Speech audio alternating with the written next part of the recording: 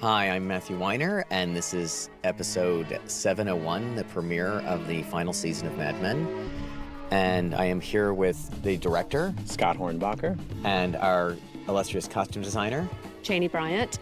And when we left off on our story, Don had a disastrous year, which included an obsessive affair and being caught cheating on his second wife by his daughter, and had at the end of had come clean to his daughter after melting down in a meeting, but had also gotten fired.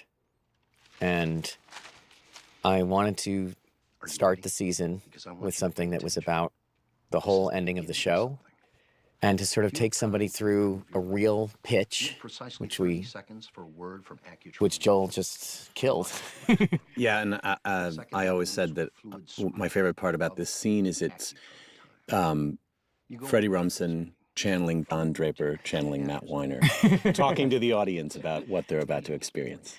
It's a bold move to have someone look in the camera, and we want you to not know where you were or what had happened in the agency. It's black and white. And a lot of the season is about time, which we love the watch as a metaphor for that. But I love that he is painting the picture of you just like you're hearing a pitch. And Joel, I wanted to have cue cards. I wasn't sure if he could do this gigantic thing, and he just was completely on top of it until I came down to visit. And then he fell apart, and then I left, and he did it again. The pressure's on. And I think Joel had a knowing the storyline, had a question about whether he should be imitating Don. And I think we said to him, please, just do it as yourself. You're this good. I love how he's so 1962 still. Yeah, you really did that. Joel has lost so much weight during the life of it since his first appearance, and Janie has just continued to make his suits smaller and smaller to keep him in that look. And his hair is shorter and shorter. And the decision from Chris Gay, who cut this, I assume it was his decision to have the city sounds come on when we reveal Peggy. That is not what I expected. And Peggy looking important. I think the audience is wondering if she's in charge of the agency, because that's where we left her. I love that at first she seems so awed by his pitch, but then she basically undermines it by saying, That's her swirl on it. Yeah. It's time for a conversation. Yeah. Oh, good. She says that's good for you. Right. Well, she had to be mystified. I mean, this is certainly the best work we've ever seen him do. Yes? You wanted me to tell you when it was 5 minutes. Her new secretary, Shirley. Thank you, Shirley. We love Shirley. Yes. She's very cool. She's very cool, and she has a look that will hopefully tell the audience that it is 1969, which is something we try not to lean on when we come back at the beginning of the next season. That's right. Oh, whoops, from the Order of the Office, too. Yeah. This is a great scene, too. I love this shot. I love the way Rachel hands him the phone. I love that you can see that this was a story that was added at the end of Roger's story. I always wanted to say that Roger was in this hedonistic life, and that we had the story with him and his daughter. But a lot of this is about, this episode in particular is about the past. And Don is painting himself into this corner, and the idea of if you can overcome that. The scene was amazing. I was there with Scott that morning. And Scott, do you remember? You were like, let's make it dirtier. Wait, turn this can over. Let's have a bigger mess here. We need more stuff. Where's that piece of fabric? We have to cover this part of that body. We can't show that. Do you remember? Yeah. Oh, it was terrifying because it's a simple scene, but what it takes to, execute something like this. And then, in the back of my mind, there's like, Matt's going to not think it's not messy enough. Well, it takes a lot of garbage to make something look messy. It's way more than you think. The camera cleans things up. The carpet. But I have to say that the actors and the background actors in the scene were totally game. They were really did a great job. They did. And here is our introduction to the fact that Lou is in Don's office and has Dawn, Don's secretary, and the introduction of Lou, who we met briefly in the finale of the previous season, and right before the merger. We know he worked somewhere else. And what is the new dynamic of the new Don in the office? And also, is Don in the office? We saw him get fired. Is the show going to commit to that? And what has changed? Great little cue here for Joan's entrance, which it's always important that Joan have an entrance. Yes. Her skirt is shorter. She looks amazing. And so is Clara's. And I love that Ken He's now Can I get a buttered permanently wearing the eye patch Yes, of course. and overwhelmed with his new job, which we're about to find out what it is. We always feel like, and it works this way with almost all the characters, most of the promotions in the show happen through expediency. There's no one making a statement about, Well, it's all of them. can a woman do it? Can a person of color do it? Everything sort of happens because they're sort of backed into it and forced into it. And I do think that on some level you can't legislate change like this. And part of it is because human beings can function with each other in the specific. All the racism and sexism that exists in this world kind of melts away when it comes to actually encountering individuals. Butler Footwear just hired a new head of marketing. He's eating his Tums and Upset stomach. yes, and there's a great take here which Chris Gay used, which is that Aaron Staton, the actor, is actually wearing an eye patch where he can only see out of one eye, and it makes him hitting his marks and all the thing and dealing with props. It definitely gives him a headache. Also, by the way, he deserves credit for playing with pain. But that folder thing right there is because he couldn't see which way things went. That is true, but he didn't tell me about that. Actually, you told me about that at the end of the season. And you know what? We started talking about getting one to see through, and he didn't want to do it because he said he wouldn't turn his head the way he would if he could see out of both eyes. He's a pro, right? Yeah, he's amazing. He dealt with the pain. And last but not least, Lou's the best. Motor City. Yes, The worst. The best at being the worst. I think what's great about this is that we see he has a kind of cheesy sense of humor. He wants to be a good guy. He's got old-fashioned manners. And Mathis and Ed have risen in the ranks a little bit. And here's Peggy's relationship with her new boss. Sure I did. Don, what did I say? And what I like about it is that he is not malicious. He's just, I think that was a digression. at least in Peggy's mind, and I think the audience caught on right away, he's really mediocre. It's time for a conversation. We decided that he was an old-timer and a survivor, and this is the way he made it through his life by not committing to anything. Yeah, with his Mr. Rogers sweater. You really wanted the... And the production design that went into the new office, too, the jelly beans and the director's chair and... Last week I gave you Oh 30. my God, I love the Scotty behind him. I've never noticed that before. Yeah. And the tiki bar. That is He's a hilarious. cheesy throwback. So, script-wise and visually deciding to wait on Don, because we are all dying to know what he's up to, hopefully. And this piece of music, and this to me, I won't talk during this, you can talk about it, Scott. This is a big achievement for the show. This little sequence with the song is just very exciting to me. Yeah, I mean, I think this is all born from what you wrote and pitched and wanted this change of energy and to have the scope and exterior of Los Angeles sort of burst onto the screen. And, I guess, I don't know, what you're channeling a little Martin Scorsese here or something. We talked about doing this shot and... All I wanted was that we saw that car and we saw that she had landed on her feet, to say the least, and that they were still in a relationship and that he was going out to see her. We don't know where he's working or what he's doing. And this actually became the inspiration for the campaign. The teaser campaign was using this airport.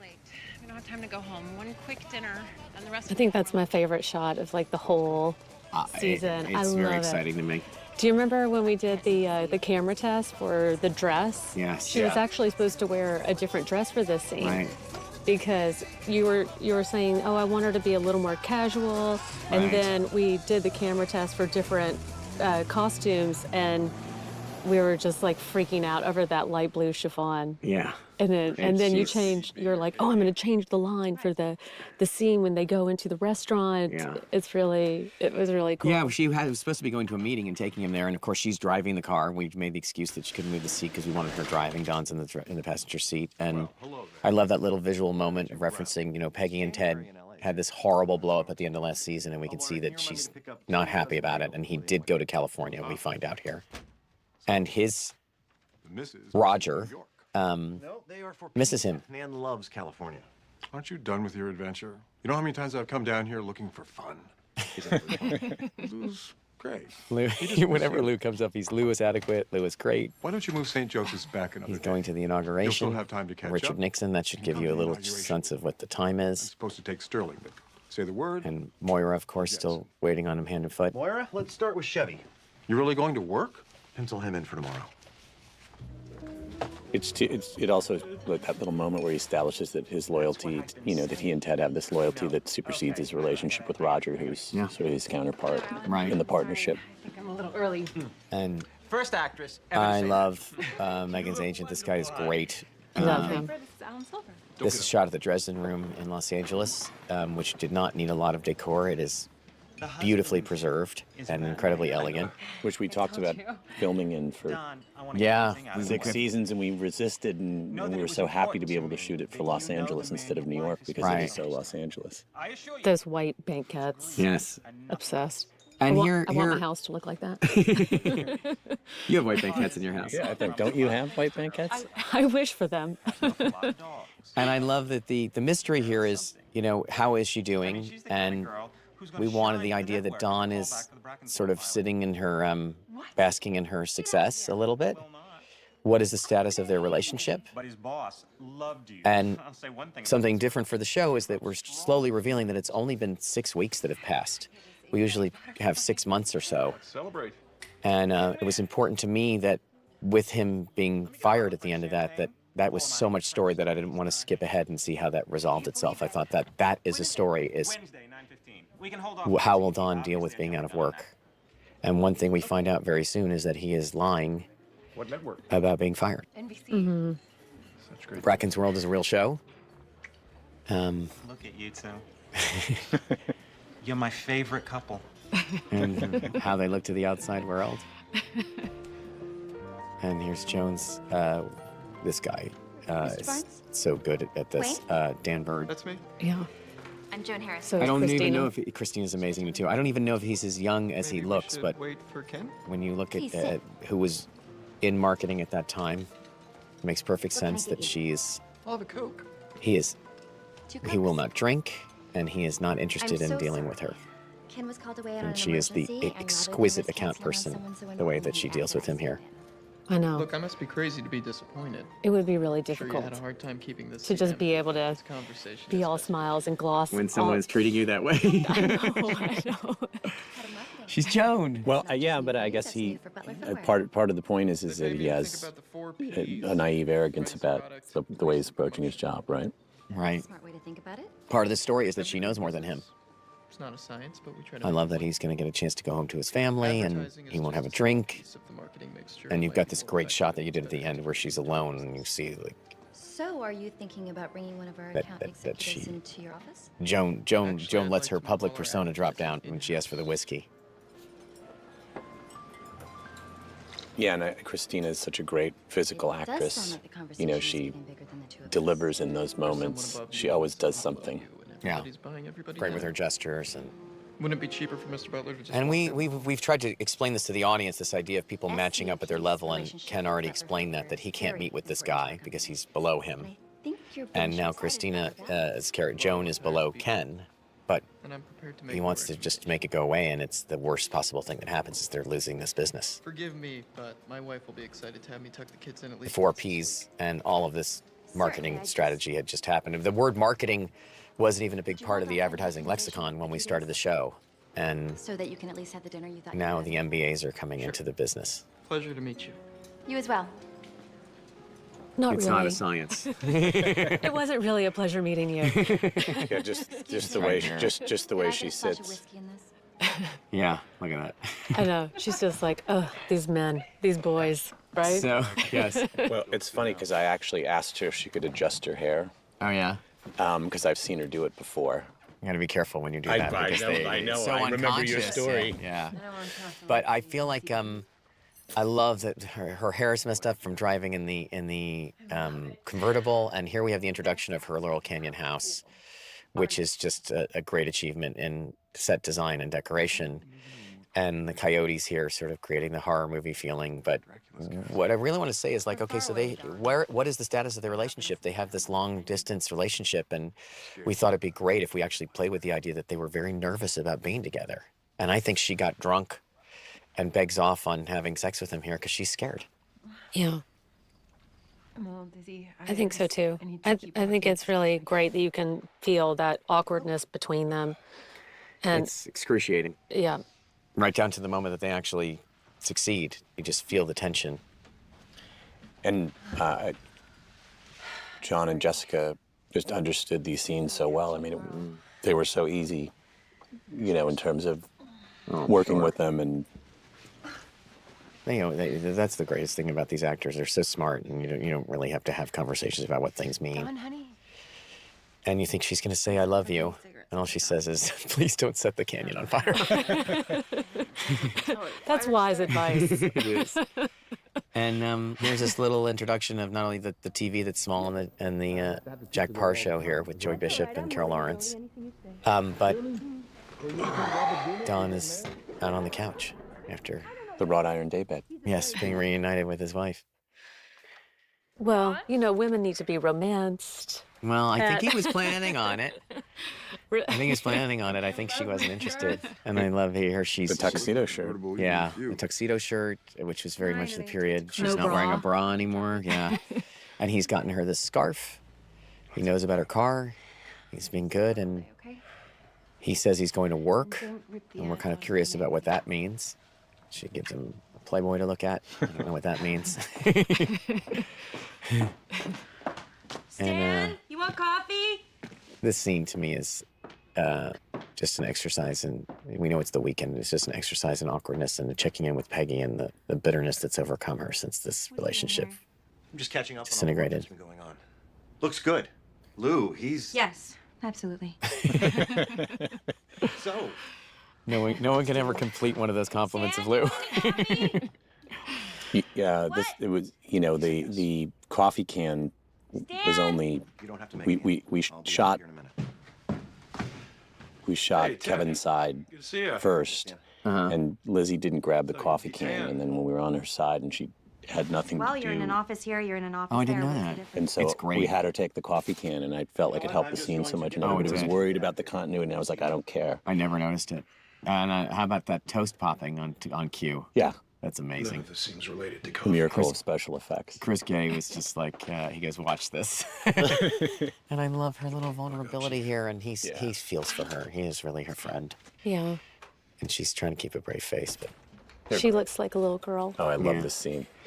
Pete's entrance, we wanted him suntan. We wanted him dressed like the California prep that he is. And he hugs Dawn, and Dawn is completely unaware. And here we are at Cantor's in Los Angeles, which is another location that this has actually been remodeled in my lifetime to the most exactly I did discover it. California replica of a New York diner ever. The difference between this and New York is the space. This is only half the restaurant. This would be In-laws. bigger than Katz's, I think, in New York. It's big. Felt divine. I'll have a And I remember you specifically said, Janie, don't tie the sweater for Pete. Let him do it himself. Yes, I know you can always tie it better.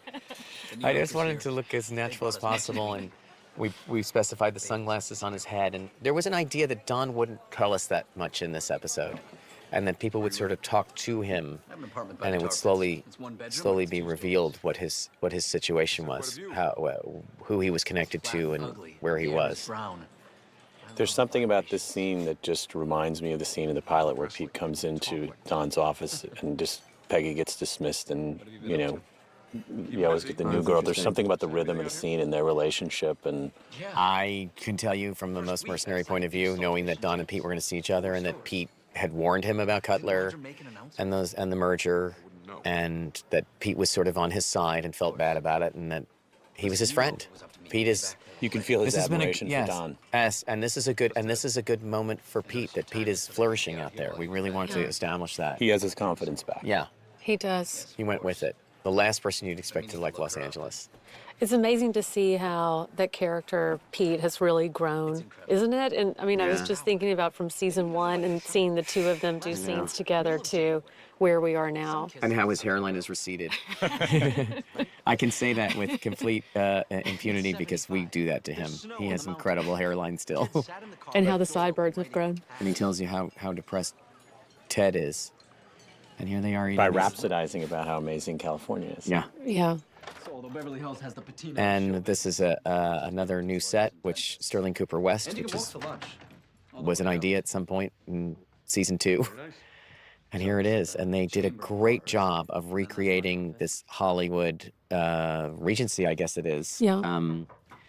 It is the Los Angeles version, and it's got the kind of slightly colonial aspect to it, a little bit of neoclassical aspect, and these Asian-influenced furniture.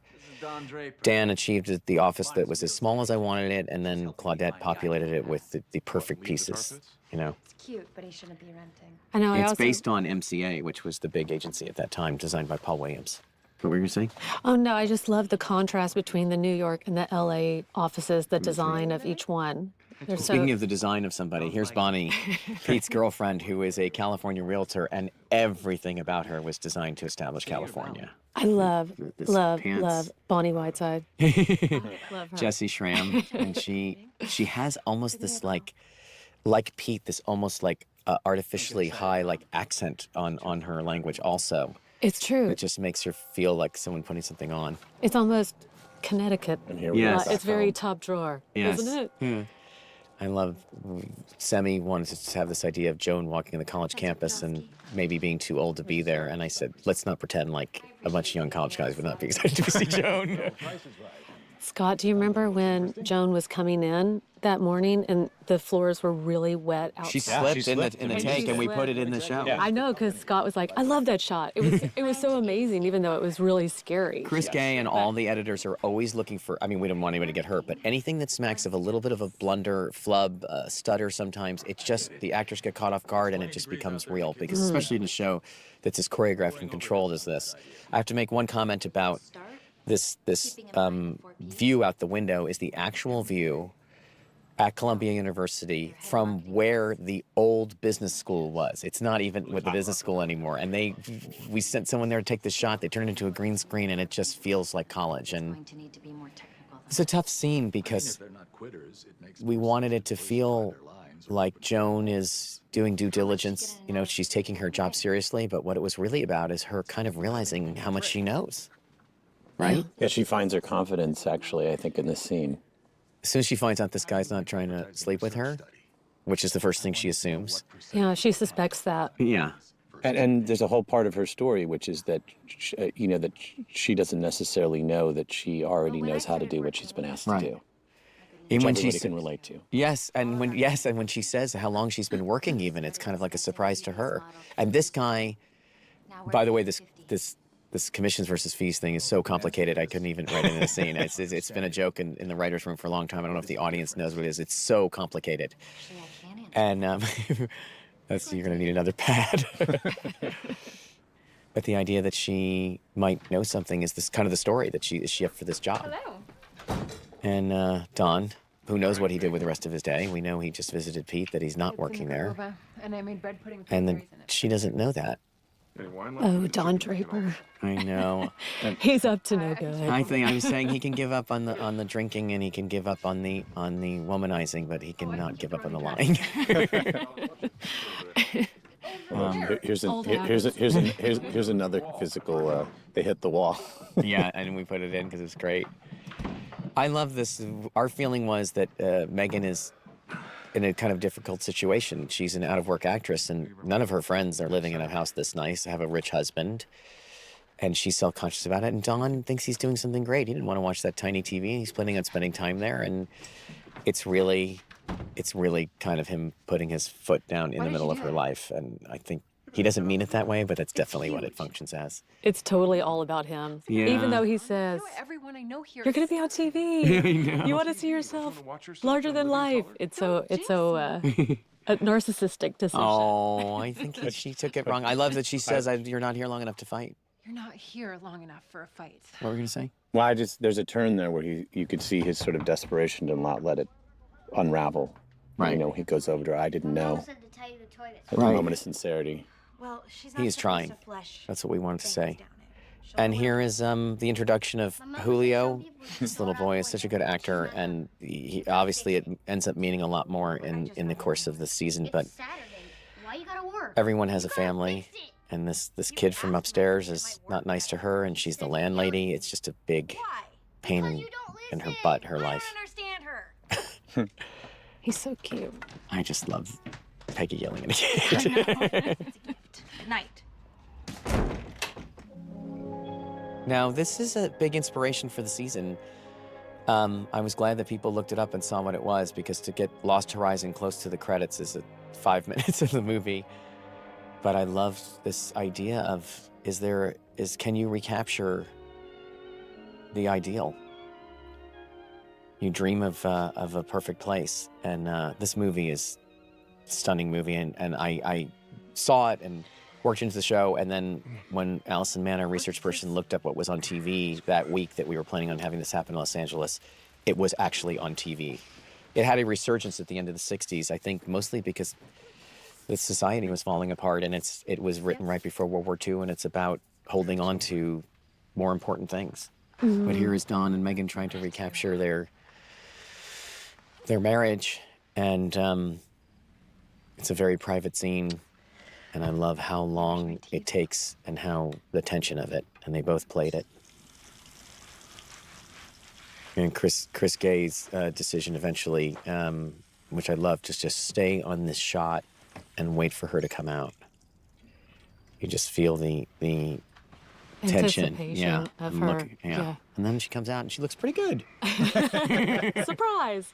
Yeah, look at that. She's so beautiful. I know. Oh my God. She looks way more interested in having sex than Dawn does, ironically.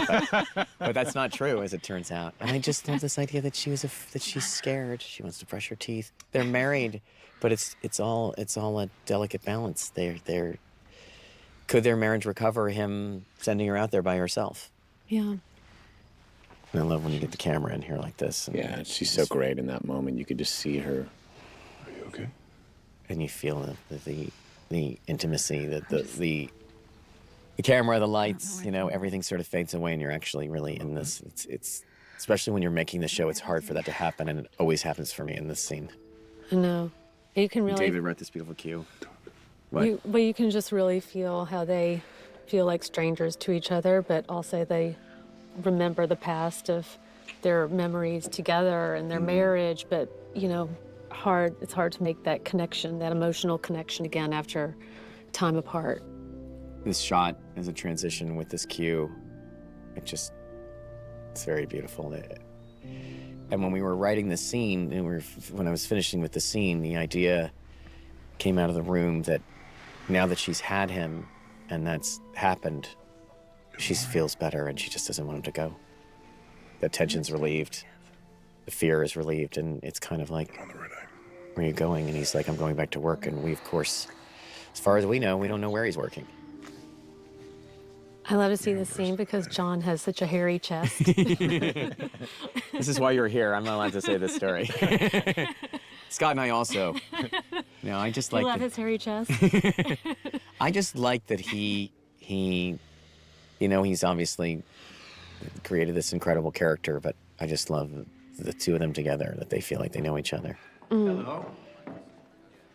This scene, like many times in a premiere, you don't know exactly what it's referencing to, but I liked it just as it's another statement of, can you undo things? And of course I said in the script that he had a tie that was a little bit louder. There was a line referencing it, which we didn't have room for, but that is an amazing tie. This is one of my favorite things. And it showed the period change. Yes, exactly. It's one of those little hints of with Scott directing the premiere and Janie, all the team all coming together, all of us who've been together for so long, it's always an amazing thing to say, okay, how are we going to show that time has passed ever so slightly?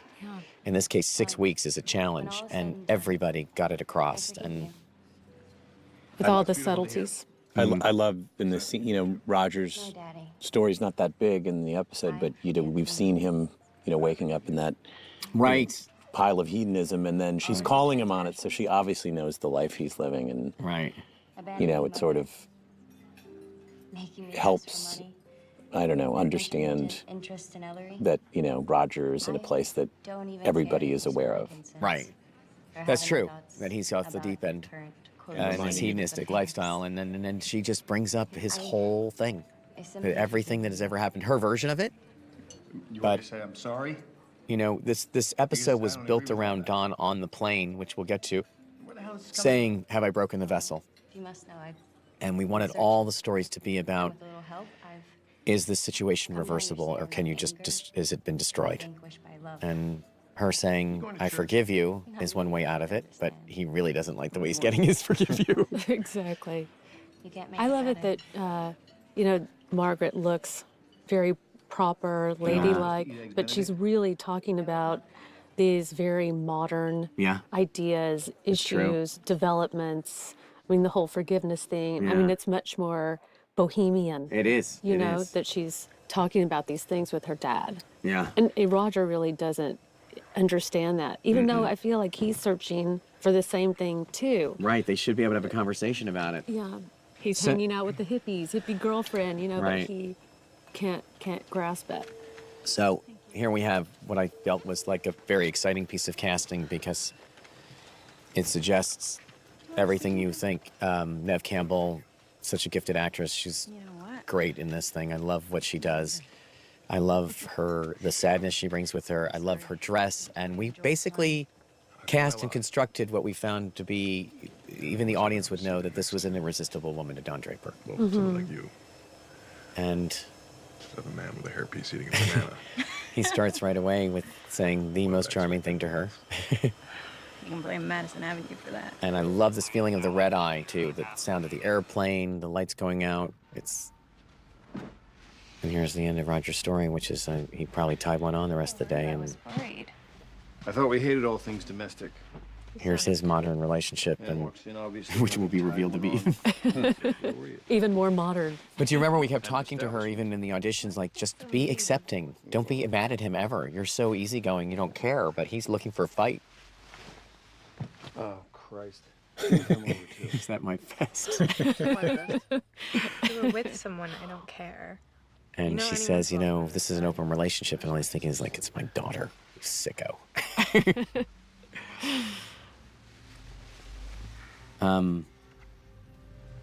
I love how alone he feels in this shot. Yeah. He's definitely questioning where he is. Yeah. And this is a lot of ground to cover in these very intimate scenes with the two of them. You want me to wear mine so I don't see you? And for me, I wanted Don to basically This is nice. I usually sleep alone. see this. I mean, he certainly is attracted to wounded people, and they're attracted to The him. man that gave you that ring. But as they investigate this, you find out that she's A year ago, actually. I was. in mourning, and He wanted his ashes scattered at Pebble that Beach. her husband died from drinking, I failed. which is, It's a very popular spot for such things. again, where is Don? Don's drinking was so out of control the previous season. It just fueled every moment of his impulsiveness, of his relationship with Sylvia, of getting caught by his daughter, Yeah. of his breakdown in the Hershey meeting. He was trying not to drink. Remember, Ted right beforehand said, have a drink. His hands were shaking. Oh yeah, that's right. I know it was such a dark, heavy place, right? Yeah. And so we're trying to basically say, well, where is he with that? He seems okay. He's rushing back. Took some doing. I think these scenes are so interesting too because the way that they're positioned, if you were the flight attendant, you would think that they were a couple I know. or the audience, you know, we just Right. look at them like, oh, And it's from the hard to shoot outside. because you got to get singles and they can't be too close together, right? Or you can't dig the camera out, or you have to do everything in a two-shot. And Well, I think we talked about that they should feel like they were in bed together. I mean, I Yes. think that's the conversation we had before the. and this is a real. This is our airplane set. These are real seats. This is as much as they went back. And I love that she ends up, you know, All I did was observe. telling him, I thought he was. I really, really tried to put it together. And that's again back to, can you undo it? Told me he'd be. And that she had nothing to do with it at all, she realized in the end. I mean, Yeah. saving him, it was up to him, which has got to land hard on Don. Yes. yeah.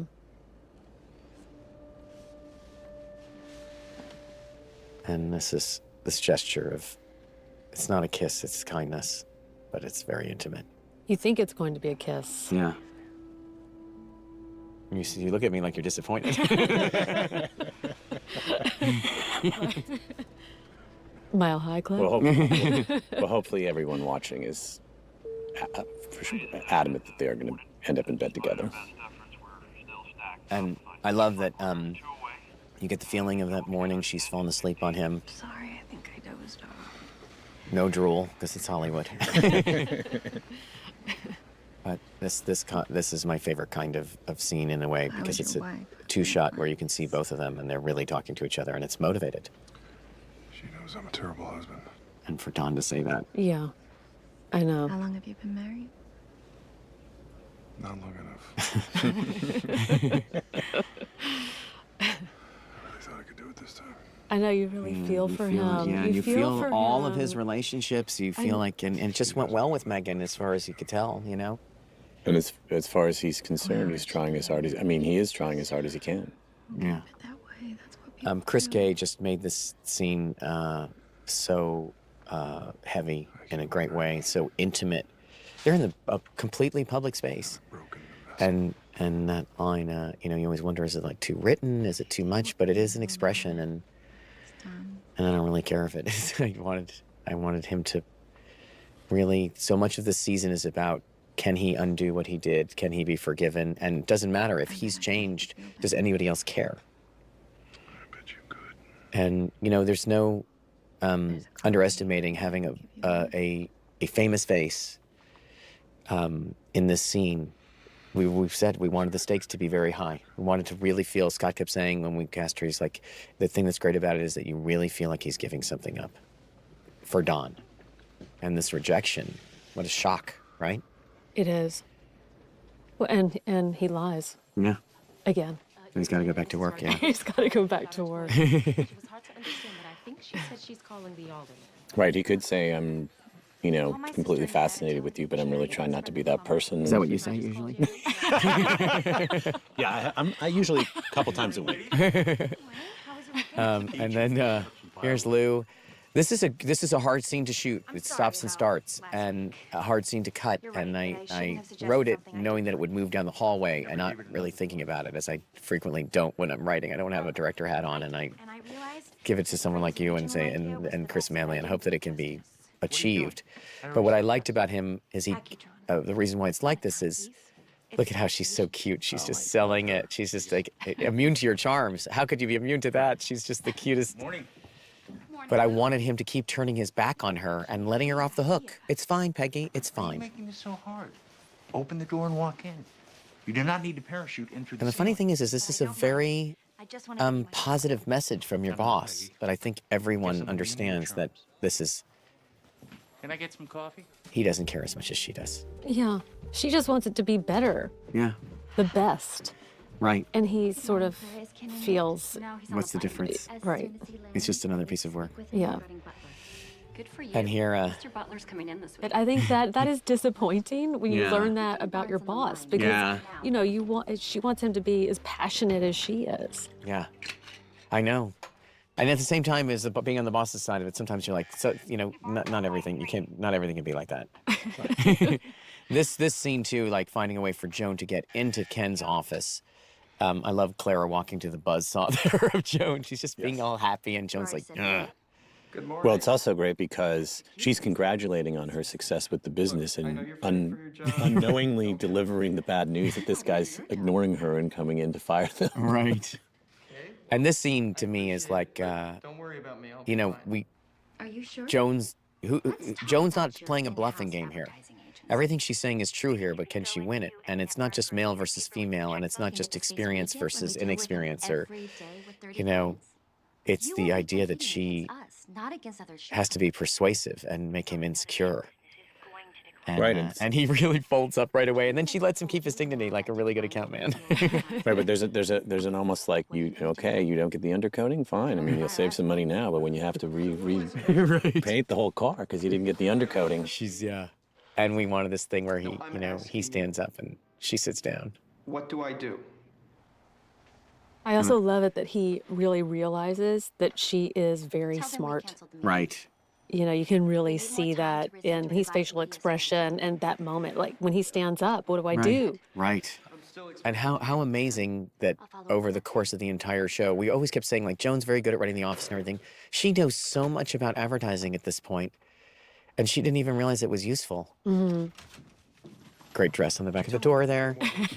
And here's that expression of what you were just saying, frustrating that your boss doesn't care. This is obviously a scene with the subtext. I think if he could see that both of them, he'll change his mind. She's really mad about so many other things. Yeah. Let it go, baby. It's dead. Let it go, baby. That's that quote from Tom Palmer, who worked on the show. Whenever everybody got really upset, he would just say, finally, let it go, baby, it's dead. When Jay says it, it sounds so period. It does. I think yeah. Just baby. Yeah. Some people can pull it off, some people can't. And she doesn't even know she's insulting him. He's so cute. And here we are. The man that Don identifies with has made the biggest comeback in the history of politics. After running away defeated, losing another election, you don't have me kick around again. Here he is as the president of the United States.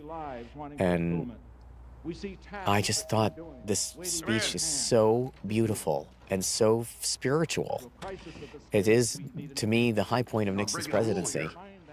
And he's basically saying, like, the country is screwed up and we are sick and we need to be reunited and we can be better. And if you ever get a chance to read it, it's an incredible speech. And of course, the reveal here is here's Don's mistress. Exactly. And this is the job that Don has been talking about. And of course, I don't really think it's worth talking about this window, except for nothing in Don's life is working. This is a thing that came to me when I was writing, and I was like, I think he can't close that thing. And I wanted it to draw him toward the balcony at the end of the show. The skyline is amazing in that shot, too. You can just feel winteriness of New York. Yeah, it's so good. That very white, There's something grayness outside. And there's something, sorry, I didn't mean to cut you off. There's something magical about this apartment set and that backing and the way it can change the time of day, the season. Yeah. It's incredible. And they put little leaves out there, and there's a little wind, and two of the best sausage sandwiches that Ellen Freund could take on probably bread flown out from New York. Who knows what she did, but they loved these sandwiches. I know that, you can tell. And I want one right now. And I like Freddie saying to Don, you should go look for another job. That's what you should be doing.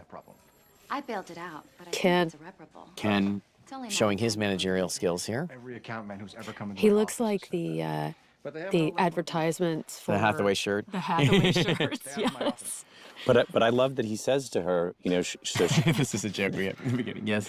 Sorry, I slipped on the joke. But he fell in only one take. I have to tell that too. Yeah. But no, she's given the job and she, does it right, and they're still losing the account, and then she tells Ken that, and he's like, guess what? That's the way it always is. Yeah. Now you're welcome to you're welcome to the big leagues. So this tiny statement here is where I kind of started with Peggy's story, is that, he's going home to his wife. He's worried about her. No one's worried about Peggy in her crappy neighborhood. And we just felt like Peggy would be literally on her knees in desperation here. And I had this song, I think, from during the hiatus. I had heard it and did not realize that this Vanilla Fudge cover of Set Me Free, that it was You Keep Me Hanging On, that it started like this. And I found out actually that it is actually in The Sopranos. So I definitely had seen it before. Oh, that's funny. Found that out after we'd done everything to it. But I just love that it came out that year, that it sounds so modern, that it's so discordant. It's almost religious in this moment, her hopelessness. Oh, the scene breaks my heart. Yeah, the loneliness. So Desperation, good. yeah. She's so good. And you're a little tiny piece to show that Don's trying not to drink. But I feel like also the way it leads in to Don, it's almost like she's grieving for him. Really? Oh, that's interesting. I just wanted them to start as far away as possible, because that's the story. This is a story of the two of them getting back together again, and they're both extremely alone. And him going out there whether to punish himself or just accept it. When I first saw this, I thought he was gonna jump. I really did. God. You just get that feeling of like, it's almost like seeing the first shot that we see of the show, And this great move Scott did, and this great special effects to create this breath. This is the best I've ever seen this done. It's really hard to do. And Blake oversaw it and they pulled it off. But this whole ending with the song, and a show that was running long, we had to make time for it, and you just feel what's going to happen to Don. That's all we really want at the end of the premiere, right? Exactly. It's true. We know he's not in a good place. Yeah. Great job, guys. Great job. Thank you. You too. You too. I enjoy setting our foot back into this thing, and we all tried to not be too emotional about being the last season, and it felt the beginning of a very long walk, and here we are, we're done. Yeah. Yep. I know, it's kind of crazy. Good thing Don didn't jump. Yes. I Then know, right? in that Where would we be? episode. Well, thank you very much. Thank you. Thank you. Pleasure. And stay tuned for the next episode. Bye.